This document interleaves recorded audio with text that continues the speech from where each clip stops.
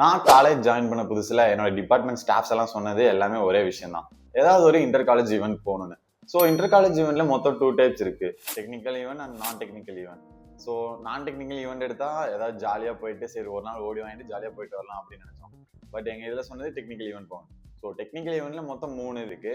ஒன்று ஹேக்கத்தான், இன்னொன்று paper presentation and then project expo. ஹேக்கத்தான்ஸ்ல ஹார்ட்வேர் ஹேக்கத்தான்ஸும் இருக்கு, சாஃப்ட்வேர் ஹேக்கத்தான்ஸும் இருக்கு.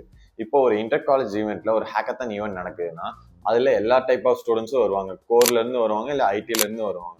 ஸோ அதுல கொடுக்குற ஒரு ப்ராப்ளம் ஸ்டேட்மெண்ட்ல ஒரு 10 ப்ராப்ளம் ஸ்டேட்மெண்ட்ல நம்ம சூஸ் பண்ற ஒரு ப்ராப்ளம் ஸ்டேட்மெண்ட்டுக்கு ஹார்ட்வேர் சொல்யூஷனாகவும் கொடுக்கலாம், இல்ல சாஃப்ட்வேர் சொல்யூஷனாகவும் கொடுக்கலாம். இப்போ நம்ம சப்மிட் பண்ண சொல்யூஷன் மோர் எஃபெக்டிவா இருந்துச்சுன்னா நம்மள வின்னரா அனௌன்ஸ் பண்ணுவாங்க. ஸோ வின்னருக்கு என்ன கிடைக்கும்னா cash prize, scholarship or internship அந்த வின்னர்ஸ்க்கு கிடைக்கும். ஸோ நெக்ஸ்ட் வீடியோல நாங்க எப்படி பேப்பர் பிரசன்டேஷன் அட்டென்ட் பண்ணோம், அந்த ஈவெண்ட்ல நாங்க எப்படி வின் பண்ணி கேஷ் பிரைஸ் வாங்கணுங்கிறத சொல்றேன்.